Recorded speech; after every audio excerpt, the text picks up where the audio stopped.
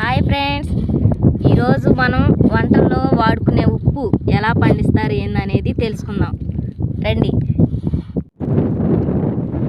ఇది నీళ్ళు వచ్చే మోటార్ అండి, ఉప్పు నీళ్ళు వచ్చే మోటారు. దీంట్లో నుంచి నీళ్లు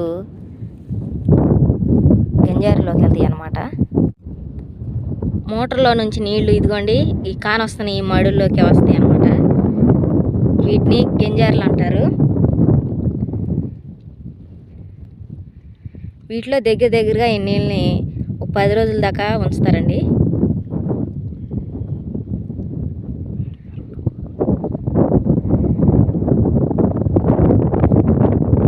ఇక్కడ నుంచి నీళ్ళు స్టాక్ చేరా ఈ కనిపిస్తున్న ఈ మళ్ళ ద్వారా, చిన్న చిన్న మళ్ళ ద్వారా వీటిని స్టాకులు అంటారు. వీటిలో కూడా ఒక 10 రోజుల దాకా ఈ నీళ్ళని వేడి పెరగడం కోసం ఉంచుతారనమాట. బాగా హీట్ అవుతే అంటే డిగ్రీ వచ్చింది, దాని ద్వారా ఉప్పు మంచి క్వాలిటీగా తెల్లగా పండుతుంది అనమాట. ఇదిగోండి ఈ స్టాకులో నుంచి నీళ్లు ఈ పంటకాల ద్వారా పంట మళ్ళలోకి వెళ్తాయి అన్నమాట. ఈ పంటకాల ద్వారా పంట మళ్ళలోకి వెళ్తాయి అన్నమాట నీళ్లు.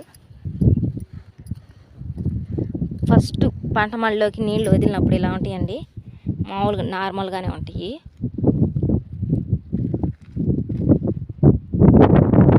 తర్వాత ఈ నీళ్లు వారం రోజుల తర్వాత ఉంచిన తర్వాత ఉప్పు అనేది తయారవుతుంది అనమాట. ఇదిగో చూసారా, వారం రోజులు ఉంచిన తర్వాత నీళ్ళలో ఉప్పు ఎలా తయారైందో.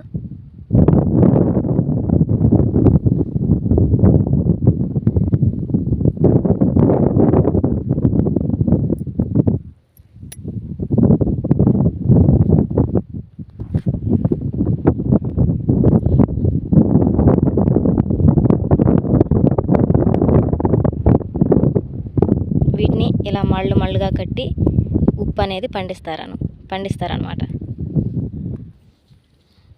ఇలా పండించిన ఉప్పు ఎలా బయటకు తీసి ఎలా గట్ల మీద నుంచి ఎలా మోసుకెళ్ళి ఎలా పోస్తారనేది నెక్స్ట్ వీడియోలో చూద్దామండి. మా వీడియో నచ్చితే లైక్ చేయండి, షేర్ చేయండి, సబ్స్క్రైబ్ చేసుకోండి ప్లీజ్.